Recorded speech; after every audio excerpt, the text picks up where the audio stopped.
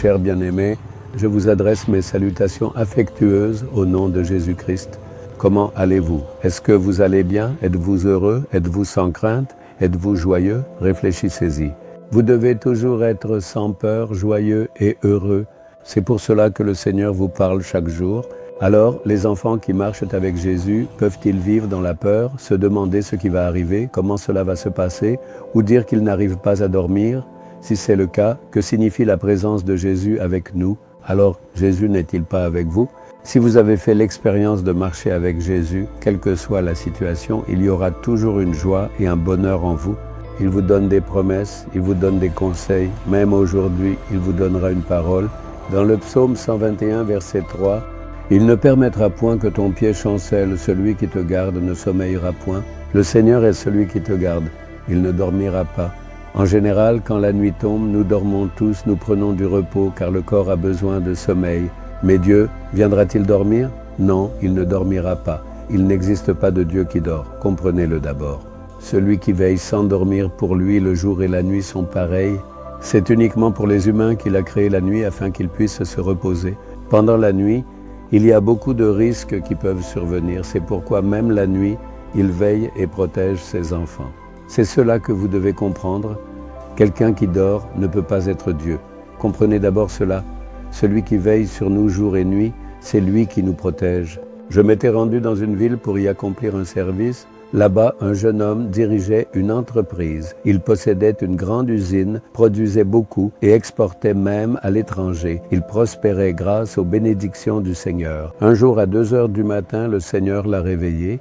Il s'est éveillé avec une telle expérience spirituelle qu'il a compris que c'était le Seigneur qui le réveillait. Ce n'était pas simplement une prière faite par devoir, mais il vivait une relation intime avec Dieu. Ayant compris que le Seigneur l'avait réveillé à 2 heures du matin, il s'est assis pour prier et a demandé « Seigneur, pourquoi m'as-tu réveillé? Quelle est la raison ?» Le Seigneur lui a dit « Va à ton usine ». Une voix a résonné dans son cœur disant « Va à ton usine ». Le Saint-Esprit lui parlait, lui disant d'aller à l'usine. Le Seigneur lui a parlé, alors il a immédiatement réveillé sa femme, lui a dit qu'il allait à l'usine, a pris sa voiture et s'est rendu à l'usine. Ce jour-là, il n'y avait pas de travail de nuit à l'usine, le travail se faisait seulement pendant la journée. Un agent de sécurité se tenait à la porte, il s'est approché et le garde a été surpris de voir le patron arriver si tôt, à 2 heures du matin. Il a demandé au garde d'ouvrir la porte pour qu'il puisse entrer et ils sont donc entrés dedans. Ensuite, le propriétaire a inspecté l'usine. Ayant eu l'intuition qu'il se passait quelque chose d'inhabituel, il a vérifié chaque section. En arrivant dans une zone, il a vu qu'un incendie s'était déclaré et que de la fumée s'en échappait. En allant voir de plus près, ils ont découvert qu'une erreur dans le circuit électrique avait provoqué un incendie.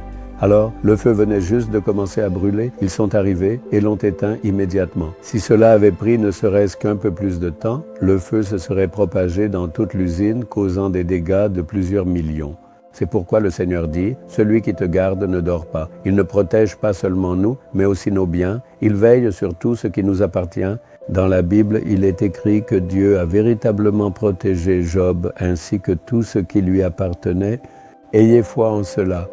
Lorsque vous voyagez, que ce soit en bus, en voiture, en train ou en avion, croyez vraiment que le Seigneur vous protège. Quand vous envoyez vos enfants à l'école, croyez que le Seigneur les protège. Remettez-les entre ses mains et priez avant de les envoyer. Chaque fois que vous sortez, vous devez toujours prier avant de quitter la maison. Si vous remettez tout entre les mains du Seigneur et lui confiez la responsabilité, il vous protégera et guidera. Si vous pensez avec orgueil que vous n'avez besoin de personne, que vous avez de la sécurité, de la police, que tout est en place pour vous, alors le Seigneur se retirera. Seigneur, c'est toi seul qui es mon protecteur. Je remets tout entre tes mains. Je mets ma confiance en toi. Je m'appuie sur toi. Il ne laissera pas ton pied chanceler. Le Dieu qui te garde ne dort jamais. Il te le fera comprendre. D'accord? Alors maintenant, tournez-vous vers le Seigneur et dites « Seigneur, combien tu es un Dieu attentionné, combien tu es un Dieu plein d'amour. Nous, tes enfants, ne devons pas subir de pertes, ne devons pas être détruits. Aucun danger ne doit nous atteindre.